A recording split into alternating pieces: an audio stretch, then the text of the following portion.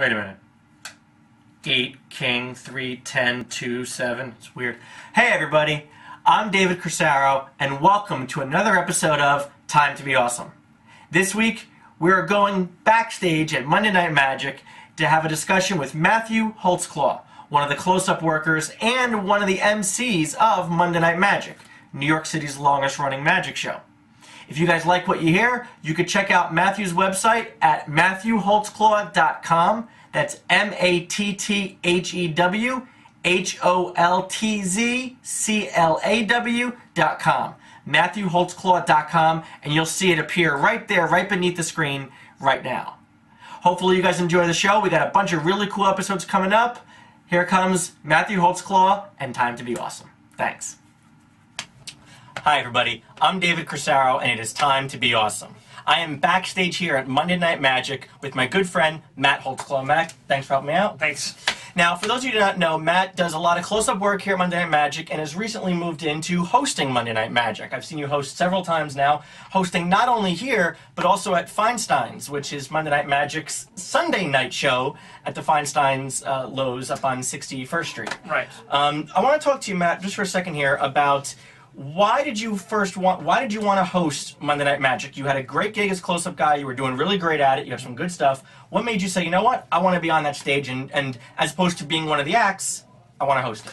Well, it's actually funny. It didn't really occur to me. I knew that I did things on stage, but they asked me. They said that Todd. It was basically Todd and Jamie. Todd Robbins, Jamie Inswitz. And Jamie had moved to San Diego, wouldn't be here as often, and was like, "We're going to have someone else so that I'm not doing this every Monday." So that's Todd speaking, and he asked me and a few other guys to just start to work on material that we could do, like MC material, you know, and to think about that and get in that mindset. And it was a good while of thinking about myself up there doing things, hosting a show, not performing a set, but hosting a show. Like, what is that about? And it took a while. I kind of got thrown into it the first time I did it. It was a night when no one could be here, and they were like, "Matt, guess what? You're hosting the show." You're on. And I was like, I am.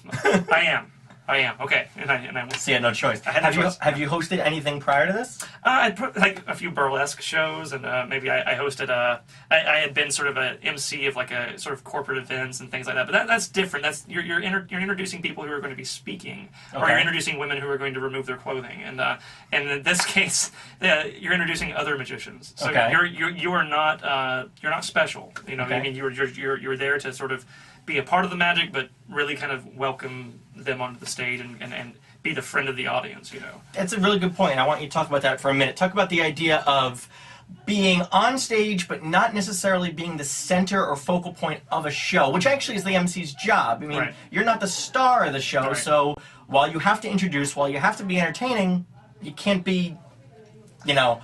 Talk about how you decided to find material or find your own character to be that host guy. Right. I think that it's something that figuring out how to be, like I said, like you're the buddy of the audience that if they didn't like the last act, they'll be happy to see you come back out. You know? And you're sort of, I mean, they say master of ceremonies. You're kind of there to, you know, introduce your incredible friend who does this incredible thing and make them excited about it. Like, you know, Todd gives the best advice that you're the head of the party. You're the party leader. You know, and picking material. You know, that's been a really interesting thing. Is there's a lot of things out there already. There's plenty of things you can come up with yourself. But it's like there's only a handful of things I could see myself holding and doing something with. You know, I don't want to do anything with big foulards and silks. I mean, those things are fine, but I just didn't see myself doing it. I can't do a whole set. I can't do an entire 20-minute routine. I have to figure out something that's going to be established that I'm a magician too, and also get it moving and move on to the next guy who can do this entire set. Right.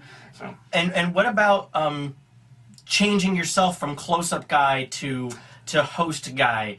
Did you find that, was it an easy transition, or was it something like, was it the kind of thing where you got up on stage and you went, you know what, I know what I got to do, I have to perform from A to B to C, or was it a, you know what, the close-up guy, I got to be the center, the stage guy, did you find yourself pulling yourself back a little bit? In some ways, yeah. I think when you're doing a close-up set here, the thing about Monday Night Magic is it's not exactly close-up sometimes. A lot of times you're basically doing, it's not down here, it's up here. Most of the things you do so that everyone can see in the audience. They call you the close-up set, but you're really kind of doing, in some ways, parlor. You're doing almost. parlor magic. You're doing, and the stage it's an intimate space. That was about 300 seats. What is it? Yeah, something like that. And a thrust stage, so people feel like they're right there in your lap. So you're basically doing.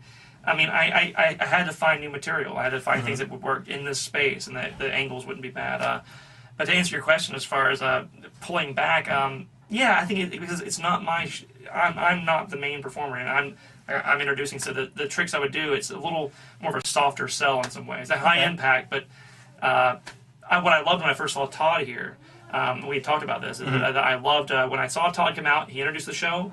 I had never heard of Todd Robbins, didn't know what he did, but then midway through the show, he hammers a nail into his face, and then you're immediately like, oh my god, he's one of the guys too. I'm getting like an extra performer. I didn't know that he was the master of ceremonies was gonna perform too, and I've kind of gone with, I think that's a wonderful idea is to reveal that to them later. You know? That's a really interesting point, because it's the idea of, you know what, when you sit down and you look at your program, you're expecting to see performer A, performer B, performer C. Yes. So your mind has a set of, this is the entertainment value I'm going to get tonight.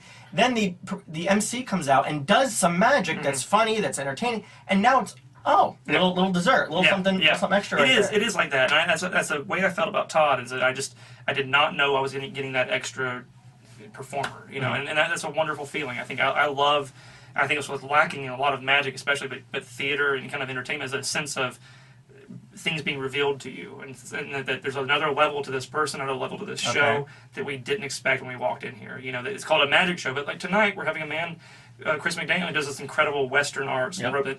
You don't think of that when you come to a magic show, but you watch it and you go, that's so amazing, it might as well be magic that he can do that, you know. And that's, again, something that's been revealed to you. That's a wonderful thing. Have you had any instances, whether it be here at Monday Night Magic or anywhere else really, where you've had to either stall or you've planned to do something but had to cut back due to the show running long? Is there a little element of thinking on your feet that is it a little nerve-wracking, or is it like, you know what, do you plan in advance? If I have to stall, I have to do this. Yeah. If I have to cut it short, I have to be able to make this three-phase trick or one-phase trick and get the hell off stage. There was a gentleman that was about to do some birds, and birds cannot be on your person for very long before you come out and then reveal them to the audience.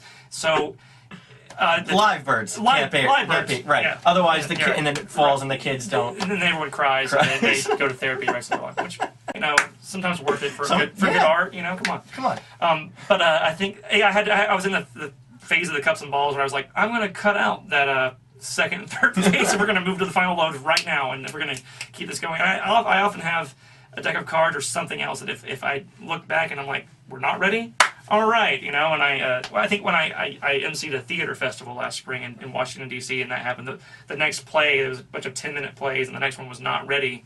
And I had to, I think I started telling jokes. Which, when all else fails. Yeah. When all else fails, you're still entertaining. Yeah. You're still, you got to make sure you got a couple in there that are locked. Well, no, I didn't have any that were remotely clean and not xenophobic in some way. So I was really bad. But, you know, that was, you know, it's all about learning. And I've looked at this entire process as being a student of magic, number one, but also just being a performer. And every time I go out there, it's like, okay, I'm learning, and next time will be better than this one, and listening to the notes from these other guys here. I mean, this is a university in some ways. Monday Night Magic. You know, you come in here as one thing, and whenever you leave, which we never really leave, do we? I think we. I haven't yet. No, every time I try to go over the wall, Shout's there with a 44, and he's like, "Get back in the theater." You'll get some of the older guys here. They're never going to leave. You crumble away here. So but, I do know that it's been referred to as that. I do think it is sort of the strange kind of.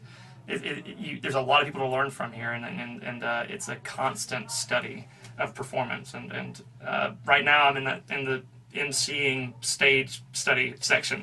Well, I'll tell you right now, you look very comfortable up on stage. I've seen you emceeing a couple times, and what I like about when Matt's emceeing is there's this element of, look, I'm going to bring you guys along with me. We're all on this journey together. Come with me. I'll show you how to go. Keep your hands and feet inside the car. I'm Matt. I'm going to bring you through it. And it's funny because when Matt first starts the MC, when he starts the night, you see it. There's an introduction. There's a very pleasant, here's who I'm going to be.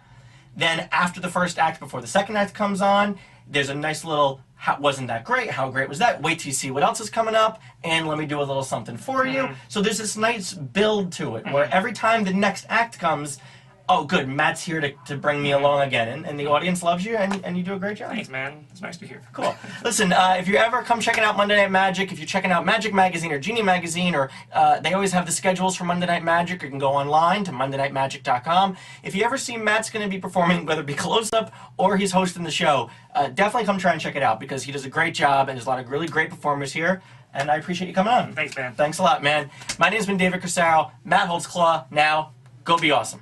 Thanks.